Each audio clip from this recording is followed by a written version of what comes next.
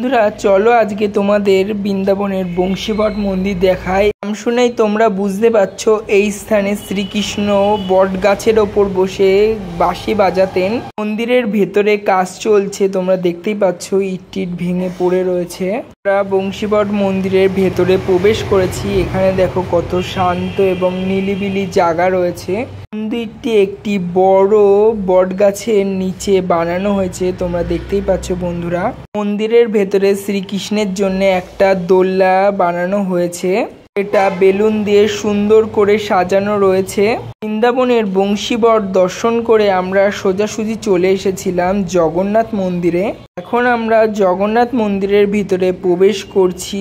এই স্ট্যাচুটা কি বানানো হয়েছে তোমরা অবশ্যই কমেন্ট করে জানাবে বন্ধুরা। তো মন্দিরের ভেতরে প্রবেশ করতেই দেখো কি সুন্দর বেলুন দিয়ে সাজানো হয়েছে এখানে। আর আমরা যে টাইমে গিয়েছিলাম তখন ভগবানের ভোগ নিবেদন করা হচ্ছিল। বৈষ্ণোদেবী, কল্কি এবং হনুমানজির মূর্তি রয়েছে।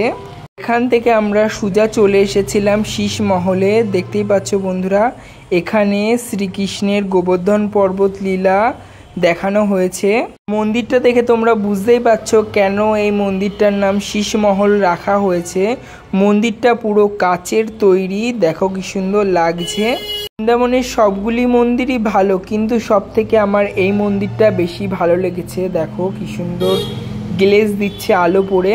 মন্দিরটাতে কাচ কেটে কেটে অনেকগুলি ছবি বানানো হয়েছে, তোমরা ভিডিওতে দেখতেই পাচ্ছ। রাধাকৃষ্ণের যুগল ছবি রয়েছে এখানে। মন্দিরের যতগুলি ছবি আছে সবগুলি কাচ কেটে কেটে বানানো হয়েছে। তো তোমাদের আমি প্রথম থেকে ছবিগুলো দেখাচ্ছি। এইটা হলো শ্রীকৃষ্ণের কুলে আসার ছবি।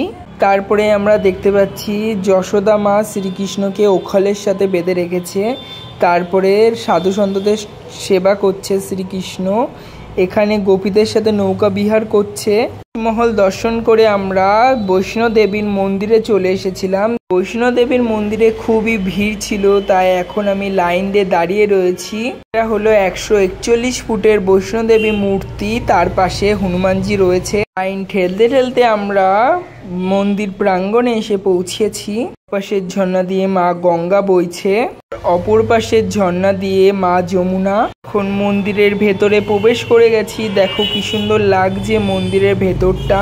মন্দিরের ভেতরে বৈষ্ণোদেবীর পিতলের বিগ্রহ রয়েছে।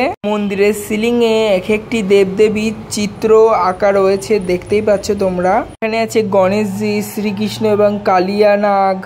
তারপরে আছে নানকজি, রাধাকৃষ্ণ সহ অষ্ট সখী, হনুমানজি, রাম লক্ষণ। প্রত্যেকটি চিত্রের পাশে তাদের নাম লেখা আছে।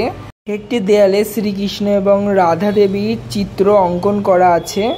ত্রিদেবের ছবি, শ্রীকৃষ্ণ গোবর্ধন লীলা, রাম সীতা, লক্ষ্মী নারায়ণ। বৈষ্ণোদেবীর মন্দির আমরা দর্শন করে নিয়েছি। এখন আমরা বাইরের দিকে যাচ্ছি। এখানে গোচারণ লীলা দেখানো হয়েছে দুই পাশেই। মন্দির থেকে বেরোনোর সময় বৈষ্ণোদেবীর প্রসাদ এবং বৈষ্ণোদেবীর চিত্র অঙ্কিত একটি করে কয়েন দিচ্ছিল, কিন্তু এই কয়েনটি সবাই পাচ্ছিল না। লাক ভালো থাকলে তোমরাও পেতে পারো। বৈষ্ণোদেবীর মন্দির দর্শন করে আমরা চলে গিয়েছিলাম স্কন মন্দিরে, যেখানে প্রথমেই আমি ঢুকে পড়েছিলাম শিল প্রভুপাদ মন্দিরে।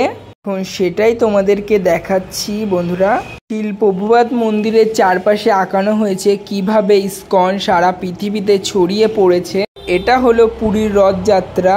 উড়িষ্যা থেকে রথ চলে এসেছে বৃন্দাবনে। আর আমি চলে গিয়েছিলাম ইস্কন মন্দিরের আসল আকর্ষণ, যেটা হলো আমার প্রিয় শ্রীকৃষ্ণ মন্দিরে। কৃষ্ণ মন্দিরের চারপাশে এরকম শ্রীকৃষ্ণের লীলা চিত্র অঙ্কন করা হয়েছে। আমি ভগবান শ্রীকৃষ্ণের বিগ্রহের সামনে চলে এসেছি। এই হলো শ্রীকৃষ্ণ এবং শ্রীমতী রাধা ঠাকুরানী।